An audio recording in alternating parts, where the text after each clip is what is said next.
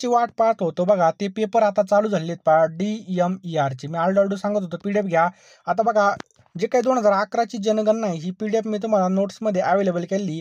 तीच PDF मी तुम्हाला दाखवते पहा. त्यामुळे लवकरात लवकर सगळ्यांनी शेवटपर्यंत व्हिडिओ पहा. प्रत्येक शिफ्टला बघा आपल्याला याच्यावर प्रश्न पाहायला मिळत आहे पहा. 2011 ची जनगणना. त्यामुळे सर्वांनी ही लक्षपूर्वक हा व्हिडिओ पहा. कारण की बघा जे काही प्रश्न रिपीट होणार आहेत ते सगळे आपण या ठिकाणी पाहणार आहोत.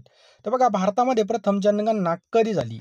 तर मित्रांनो भारतामध्ये जी काही प्रथम जनगणना आहे मित्रांनो ती 1872 ला झालेली पहा. लक्षात ठेवा 1872 ला. मित्रांनो जनगणना पद्धतीद्वारे देशामधील प्रत्येक व्यक्तीशी संबंधित लोकसंख्याशास्त्रीय, सामाजिक, सांस्कृतिक आणि आर्थिक माहिती 10 वर्षामध्ये एका विशिष्ट वेळी संकलित आणि विश्लेषण आणि प्रसारित केली जाते. त्याला जनगणना म्हणतात पहा. हे पण लक्षात ठेवा मित्रांनो भारतामध्ये पहिली जनगणना 1872 मध्ये झाली आणि 1881 मध्ये नियमित जनगणना चालू झाली. संपूर्ण भारताची पहिली जनगणना ब्रिटिश राजवटीने केली होती पहा. 2011 वेळी जनगणनेनुसार भारतातील शहरी लोकसंख्येची टक्केवारी किती होती पहा. शहरातील लोकसंख्येची टक्केवारी होती मित्रांनो 31.16%. बरोबर. तर लक्षात ठेवायचं मित्रांनो लोकसंख्या जर पाहिली तर 377 दशलक्षहून अधिक आहे पहा आणि एकूण लोकसंख्येपैकी 31.16% या ठिकाणी आपल्याला शहरामध्ये पाहायला मिळतं. तमिळनाडू मित्रांनो हे सर्वात जास्त शहरीकरण झालेले आहे. केरळमध्ये 47.7% शहरीकरण झालेले पहा. नंतर महाराष्ट्रामध्ये 45.2%ला मागं टाकत तमिळनाडूची लोकसंख्या शहरी भागामध्ये 48.4% पहा. पुढं काय विचारलं मित्रांनो तर 2011च्या जनगणनेनुसार बाललिंग गुणोत्तर दर 1000 पुरुषांमागे किती स्त्रिया असं होतं बघा. 1000 माणसांमागे किती या ठिकाणी स्त्रिया आहेत तर 919 आहेत पहा. लक्षात ठेवा मित्रांनो 919 म्हणजे याचं योग्य उत्तर होईल पहा. 0 ते 6 वयोगटामधील महिला आणि पुरुषांचं गुणोत्तर हे बाललिंग गुणोत्तर म्हणून या ठिकाणी ओळखलं जातं. 2001च्या जनगणनेमध्ये भारताचं बाललिंग गुणोत्तर किती होतं 927 होतं. परंतु 2011च्या जनगणनेमध्ये ते काय झालं 919 पर्यंत घसरलं पहा. समजलं. 2011च्या जनगणनेनुसार हरियाणामध्ये सर्वात कमी या ठिकाणी बाललिंग गुणोत्तर पाहायला मिळालं 834 प्रति हजार पुरुष. तर अरुणाचल प्रदेशमध्ये सर्वात जास्त 972 इतकं आपल्याला बाललिंग गुणोत्तर पाहायला मिळालं. तर त्यासाठी फॉर्म भरलेला असू द्या DMERच्या टोटल बघा या ठिकाणी 17पेक्षा जास्त आहेत. ड्रायव्हर असू द्या, फार्मासिस्ट असू द्या किंवा कोणताही असू द्या. यासाठी मित्रांनो या ठिकाणी IMP अशा PDF तयार केलेल्या आहेत पहा रिव्हिजनसाठी. बघा या ठिकाणी 20 ते 25 प्रश्न आपल्याच नोट्समधून या ठिकाणी पडलेले आहेत पेपरला. असं या ठिकाणी आपल्या एका विद्यार्थ्यांनी सांगितलेलं बघा. थँक्यू सर सुद्धा म्हटलेलं आहे. नोट्स बघू शकता वरती तुम्हाला यांना पाठवल्या होत्या. त्यांनी चांगला अभ्यास केला. अजून सुद्धा वेळ आहे. तुमचा कोणताही पेपर असू द्या आणि तुमच्याकडे कमी दिवस असले तरी बघा कमी वेळेमध्ये जास्त अभ्यास करण्यासाठी क्विक रिव्हिजनसाठी आपण या नोट्स तयार केलेल्या आहेत. मित्रांनो या नोट्सचा तुम्हाला नक्की फायदा होईल. शेवटच्या हाती या नोट्स घ्या मित्रांनो. फोनपेमध्ये जा लगेच पेमेंट करा आणि लगेच अभ्यासाला लागा पहा. जेवढे दिवस उरले त्या दिवसामध्ये दिवसाची रात्र करा आणि रात्रीचा दिवस करा आणि लगेच अभ्यासाला लागा पहा. पैसा आपण कधी पण कमवू शकतो परंतु गेलेली वेळ या ठिकाणी आपल्याला कधीच मिळणार नाही. त्यामुळे मित्रांनो लवकरात लवकर मित्रांनो या ठिकाणी तुम्ही नोट्स घेऊन टाका आणि लगेच अभ्यासाला लागा पहा. जास्त काही सांगत नाही. ज्यांना खरोखर नोट्स घ्यायच्या असतील जो काय आपला नंबर दिसतोय 82 75 55 82 83 या नंबरला तुम्हाला या ठिकाणी 249 रुपये फोनपे करायचे आहेत आणि त्याचा स्क्रीनशॉट त्याच नंबरला पाठवायचा आहे. मी तुम्हाला तांत्रिक तसेच नॉन टेक्निकल सगळे प्रश्न या ठिकाणी पाठवून देईल आणि लगेच अभ्यासाला लागा मित्रांनो. वेळ फार कमी आहे आपल्याकडे. अंदमान निकोबार बेटांवर कोणत्याही भारतीय केंद्रशासित प्रदेशापेक्षा सर्वात जास्त बाललिंग गुणोत्तर आहे पहा. तर 1000 पुरुषांमागे 968 या ठिकाणी स्त्रिया आहेत पहा. समजलं. 2011च्या जनगणनेनुसार भारताचा एकूण साक्षरता दर खालीलपैकी कोणता आहे तर बघा 74.04% याचं योग्य उत्तर होईल पहा. 2011च्या जनगणनेच्या आकडेवारीनुसार भारताचा एकूण साक्षरता दर 74.04% पहा. पुरुष साक्षरता दर 80.9% तर महिला साक्षरता दर 64.6%. शहरी साक्षरता मित्रांनो 84.1% आहे. तर ग्रामीण साक्षरता मित्रांनो 67.8% पहा. सगळ्यांनी या ठिकाणी नोट्स काढून घ्या. जनगणना 2011 ही भारताची 15वी आणि स्वातंत्र्यानंतर बघा 7वी जनगणना आहे पहा. 2011च्या जनगणनेचं ब्रीदवाक्य काय होतं तर आमची जनगणना आमचं भविष्य पहा. पहिली जनगणना 1872 मध्ये झाली होती. लक्षात ठेवा. 2011च्या जनगणनेनुसार खालीलपैकी कोणता जिल्हा भारतातील सर्वात साक्षर जिल्हा होता तर शेरछिप जिल्हा आहे मित्रांनो. लक्षात ठेवायचं आहे शेरछिप. तर 2011च्या जनगणनेनुसार देशाची राष्ट्रीय साक्षरता मित्रांनो 74.4%. पुरुषांमध्ये पहा 82.14%, महिलांमधील साक्षरता किती आहे? 65.46%. केरळने बघा 93.91% साक्षरता दरासह प्रथम स्थान कायम राखलं पहा. 63.8% साक्षरता बिहारमध्ये पहा शेवटच्या स्थानावर बिहार आहे. मिझोराममधील सिरिचिप ही भारतातील सर्वात साक्षर जिल्हा आहे. मध्य प्रदेशमधील अलीराजापूर हा भारतातील सर्वात कमी साक्षर जिल्हा आहे पहा. लक्षद्वीपमध्ये 91.85% साक्षरता आहे पहा. आणि मित्रांनो 76.24% साक्षरता दरासह दादर नगर हवेली भारतातील सर्वात कमी साक्षर केंद्रशासित प्रदेश आहे पहा. आणि 76.24% साक्षरता दरासह पुढचा पॉईंट पाहूयात मित्रांनो. तर 2011च्या जनगणनेच्या आकडेवारीनुसार कोणत्या केंद्रशासित प्रदेशांमध्ये स्त्रियांची लोकसंख्या पुरुषांपेक्षा अधिक आहे? तर पडुचेरी मित्रांनो आपल्या या ठिकाणी योग्य उत्तर होईल. काय? पडुचेरी. तर सर्वात जास्त लिंग गुणोत्तर मित्रांनो केंद्रशासित प्रदेश कोणता आहे? पडुचेरी. या ठिकाणी 1037 स्त्रिया मागं 1000 पुरुष आहेत बघा. 1037 म्हणजे 37 स्त्रिया या ठिकाणी जास्त आहे पहा. 1962 मध्ये पदुचेरी केंद्रशासित प्रदेश बनला आणि 2006 मध्ये पॉंडिचेरी हे नाव बदलून पडुचेरी करण्यात आलं पहा. राजधानी पडचेरी. 2011च्या जनगणनेनुसार खालीलपैकी भारतातील सर्वात कमी लोकसंख्या असलेलं राज्य कोणतं आहे? तर सिक्कीम मित्रांनो याचं योग्य उत्तर आहे पहा. सिक्कीमची जी काही लोकसंख्या आहे 6.11 लाख आहे पहा. बरोबर. आणि 2011च्या सिक्कीम जनगणनेनुसार सिक्कीमची लोकसंख्या संपूर्ण भारतामध्ये सर्वात कमी पहा. पुढचा प्रश्न मित्रांनो 2011च्या जनगणनेनुसार शहरी लोकसंख्येच्या प्रमाणामध्ये जिल्ह्यांचा योग्य उतरता क्रमांक कोणता आहे? तर मुंबई शहर, ठाणे, नागपूर, पुणे, सिंधुदुर्ग हे याचं पाय बघा योग्य उत्तर आहे पहा. समजलं? तर मित्रांनो या ठिकाणी जर पाहिलं तर शहरी लोकसंख्येच्या प्रमाणामध्ये अव्वल 5 जिल्हे. मुंबई शहर बघा 100%, 100% बघा. ठाण्यामध्ये 76.99% शहरी लोकसंख्या आहे. नागपूरमध्ये 68.31 आणि पुण्यामध्ये 60.99. समजलं?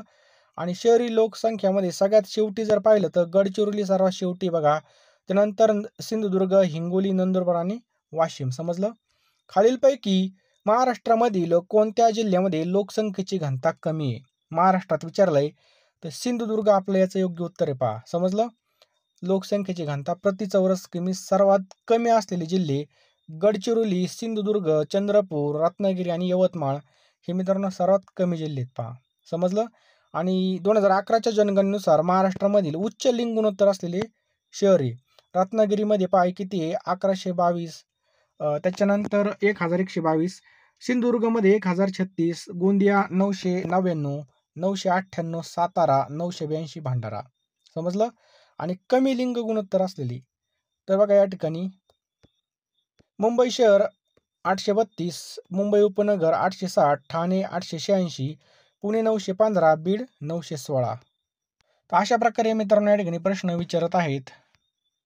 स्टेशन हे कोणत्या राज्यामधील पहिलं खाजगी रेल्वे स्टेशन या ठिकाणी बनलेलं आहे? तर खाजगी रेल्वे स्टेशन मधलं आहे तर मित्रांनो ऑप्शन क्रमांक 2 उत्तर प्रदेश मधलं आहे पहा. पंजाब, हिमाचल प्रदेश आणि जम्मू काश्मीरमध्ये पुरामध्ये अडकलेल्या लोकांसाठी वाचवण्यासाठी बघा भारतीय सैन्याने कोणतं ऑपरेशन चालू केलं आहे? तो ऑपरेशन राहत. मित्रांनो लक्षात ठेवा ऑप्शन क्रमांक 2 ऑपरेशन राहत. नेपाळ देशाच्या पहिल्या महिला पंतप्रधान कोण बनलेल्या आहेत? तर बघा ऑप्शन क्रमांक 1 सुशीला कार्की या बनलेल्या आहेत मित्रांनो. नेक्स्ट मित्रांनो स्वच्छ वायू सर्वेक्षण महाराष्ट्रामध्ये कोणतं शहर देशातील अव्वल क्रमांकावरती आलेलं आहे? तर ऑप्शन्स क्रमांक या ठिकाणी पहा अमरावती. लक्षात ठेवा मित्रांनो अमरावती हे याचे योग्य उत्तर आहे पहा. CP राधाकृष्ण हे भारताचे कितवे उपराष्ट्रपती बनले आहेत? तर लक्षात ठेवा मित्रांनो 15वे उपराष्ट्रपती हे बनलेले आहेत पहा. कितवे? 15वे. महाराष्ट्रामधील कोणतं शहर ग्रीन सिटी म्हणून ओळखलं जातं? तर महाराष्ट्रामधील कोणतं शहर आहे? नागपूर मित्रांनो ऑप्शन क्रमांक 3 नागपूर हे शहर ओळखलं जातं पहा. ब्रिटिश हिंदुस्थानचे पहिले गव्हर्नर जनरल खालीलपैकी कोण होते? तर मित्रांनो याचं योग्य उत्तर आहे पहा ऑप्शन क्रमांक 4 वॉरेन हेस्टिंग्स याचं योग्य उत्तर आहे पहा वॉरेन हेस्टिंग्स. एअरफोर्स अकॅडमी कोणत्या ठिकाणी आहे? तर मित्रांनो हैदराबाद या ठिकाणी याचं योग्य उत्तर होईल पहा.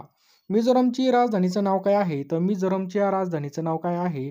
तर ऐजवाल मित्रांनो आपल्या या ठिकाणी योग्य उत्तर होईल ऐजवाल. मी त्यांच्याशी प्रत्यक्ष बोललो या वाक्यामधील बोललो या शब्दाची जात आपल्याला ओळखायची आहे. तर बोलण्याची या ठिकाणी क्रिया झाली त्यामुळे मित्रांनो हे काय पहा क्रियापद आहे. लक्षात ठेवा क्रियापद. भाऊ या नामाचं सामान्य रूप आपल्याला विचारलंय भाऊ. तर भाऊचं काय होईल मित्रांनो भावा होईल. लक्षात ठेवा भावा. खालीलपैकी प्रथम पुरुष वाचक सर्वनाम कोणतं आहे? तर प्रथम पुरुष वाचक सर्वनाम कोणतं आहे? तर मित्रांनो आम्ही याचं योग्य उत्तर होईल काय आम्ही. चौपट या शब्दाचं विशेषण आपल्याला ओळखायला लावलंय. तर मित्रांनो चौपटचं विशेषण काय आहे? तर मित्रांनो हे आवृत्तीवाचक आहे. लक्षात ठेवा मित्रांनो हे काय आहे? आवृत्तीवाचक याचं योग्य उत्तर होईल. पुढचा प्रश्न मित्रांनो खालीलपैकी कोणाचा भारताच्या घटना समितीमध्ये समावेश नव्हता? तर मोहम्मद अली जिन्ना याचं योग्य उत्तर आहे.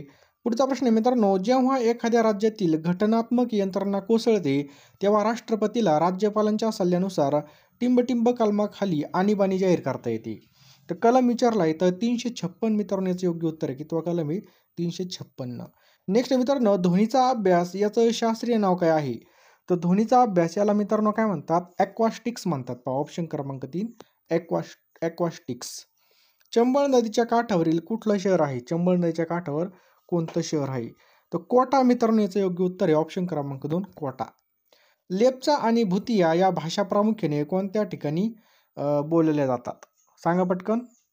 तर मित्रांनो ह्या ज्या काय भाषा आहेत त्या सिक्कीममध्ये बोलल्या जातात. पहा खेळताना सदूची बॅट मोडली या वाक्यामधील क्रियापद ओळखायची. पहा तर मित्रांनो मोडण्याची या ठिकाणी क्रिया झाली म्हणून मोडली. रात्रपाळीचे कामगार दिवसाच झोपतात वाक्यामधील दिवसाच या शब्दाची विभक्ती आपल्याला ओळखायची. तर मित्रांनो याचं योग्य उत्तर आहे षष्टी. पुढचा प्रश्न मित्रांनो परमेश्वर सर्वत्र असतो या वाक्यामध्ये क्रियाविशेषण अव्यय आपल्याला ओळखायचं आहे. परमेश्वर सर्वत्र असतो. तर मित्रांनो याचं योग्य उत्तर आहे पहा ऑप्शन्स क्रमांक 2 स्थलवाचक क्रियाविशेषण अव्यय. पहा मरावे परी कीर्तिरूपी उरावे वाक्यामध्ये उभयनवी अव्ययाचा प्रकार ओळखायचा आहे. तर न्यूनत्वबोधक उभयनवी अव्यय. कोणतं न्यूनत्वबोधक? मुलाने आंबे खाल्ले या वाक्यामधील प्रयोग ओळखायचा आहे. तर मुलाने आंबे खाल्ले मित्रांनो हे काय कर्मणी प्रयोग आहे. ऑप्शन क्रमांक 2 कर्मणी. भारतामधील सर्वाधिक स्त्री पुरुषांचं प्रमाण असणारं राज्य कोणतं आहे?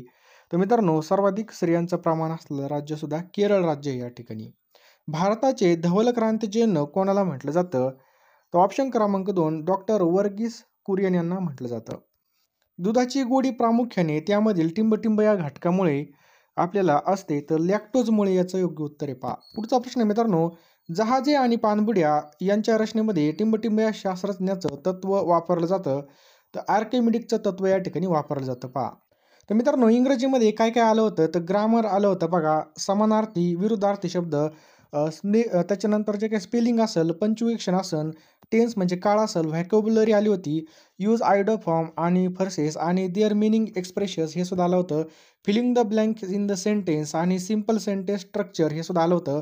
मराठीमध्ये मित्रांनो वाक्यरचना शब्दार्थ प्रयोग समानार्थी विरुद्धार्थी शब्द भाषा सौंदर्य उपमा अलंकार म्हणी आणि वाक्प्रचार वाक्याचा उपयोग सर्व सामान्य नाम त्याच्यानंतर शब्दसंग्रह हे जे काय आलं होतं प्रसिद्ध पुस्तक आणि लेखकवर सुद्धा प्रश्न आले होते.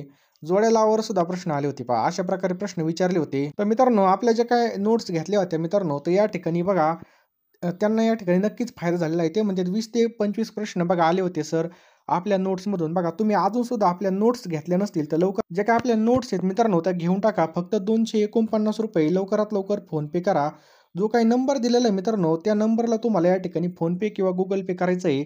लगेचच्या लगे मित्रांनो या ठिकाणी तुम्हाला सगळ्या नोट्स या ठिकाणी मिळून जाणार आहेत. अजून सुद्धा वेळ आहे आपल्याकडे. जेवढा वेळ राहिला बघा तुम्हाला अजून पेपरला 1 दिवस जरी बाकी असेल तरी पण तुम्ही या ठिकाणी रिव्हिजन करून जा. तुम्हाला नक्कीच पेपरमध्ये याचा फायदा होईल. पहा कारण की या ठिकाणी एक मार्क महत्त्वाचा असतो. त्यामुळे लवकरात लवकर घ्या मित्रांनो. वेळ फार कमी. लगेच फोनपेमध्ये जा. 249 रुपये या ठिकाणी पेमेंट करा. लगेच मित्रांनो तुम्हाला ह्या उपयोग होतील. बघा तुमचा या ठिकाणी जर तुम्हाला या ठिकाणी चांगले मार्क पडले तर नक्कीच तुम्हाला या ठिकाणी फायदा होईल आणि तुमचं सिलेक्शन होईल. पहा आणि मित्रांनो जरी पण या ठिकाणी तुम्हाला ह्या नोट्स पुढं कोणत्या पण परीक्षेला काम येणार आहेत. तुमचे या ठिकाणी पैसे वाया जाणार नाही. पहा बरोबर आहे की नाही. त्यामुळे लवकरात लवकर घ्या. लेटेस्ट चालू घडामोडी असेल जे काही मराठी असेल इंग्रजी व्याकरण असेल तुम्हाला सगळं मित्रांनो या ठिकाणी मी देणार आहे. लवकरात लवकर पेमेंट करा. तुम्हाला लगेचच्या लगे या सगळ्या नोट्स मिळून जातील. पहा जो काही नंबर दिसतोय 827555 8283 या नंबरला तुम्हाला फोनपे किंवा गुगल पे करायचं आहे आणि लगेच सगळ्या नोट्स मिळून जातील.